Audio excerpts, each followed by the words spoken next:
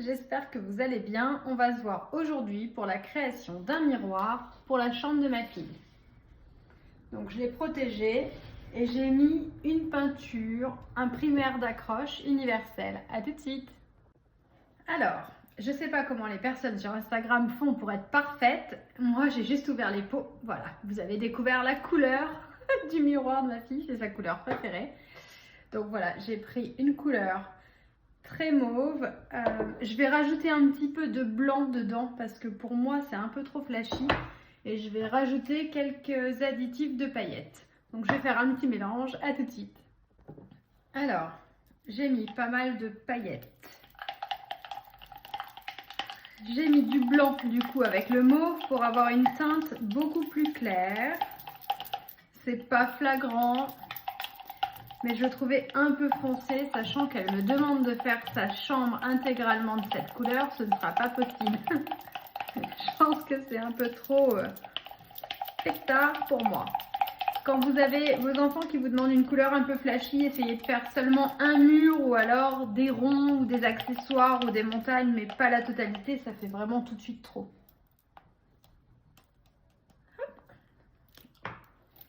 Quand vous achetez vos peintures, c'est pareil, adaptez-les à vos envies, essayez de faire en sorte que ce soit pas, vous soyez pas, ne vous contentez pas de ce qu'on vous donne, créez jusqu'au bout. Je vous montrerai à la fin du mois, j'ai prévu en fait, elle avait une vieille coiffeuse et j'ai prévu d'utiliser un bureau que je viens d'acheter et que je ne vais pas l'utiliser parce que j'ai rénové un vieux bureau en bois. Donc je vais recréer une coiffeuse avec un bureau que je n'ai pas acheté cher. Donc je vous montrerai ça à la fin du mois. À tout à l'heure! Donc voilà, je viens de mettre la première couche de peinture. Cela nécessitera 2 à 3 couches en fonction de l'effet que vous voulez donner. Moi, j'utilise toujours des bocaux. Vous voyez, et ça c'est un petit pot d'olive. Je réutilise pourquoi? Parce qu'en fait, ça vous permet de ne pas acheter de choses exprès. J'ai horreur de gaspiller de l'argent. Et surtout, ça vous permet de faire votre mélange suffisamment de façon importante pour passer les 2 ou 3 couches.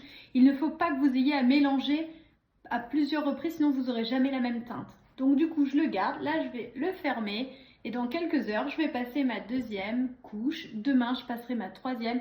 Et je mettrai une couche de vernis brillant cette fois. Pour donner un petit côté un peu glossy, comme j'ai mis un petit peu de paillettes à mon mélange.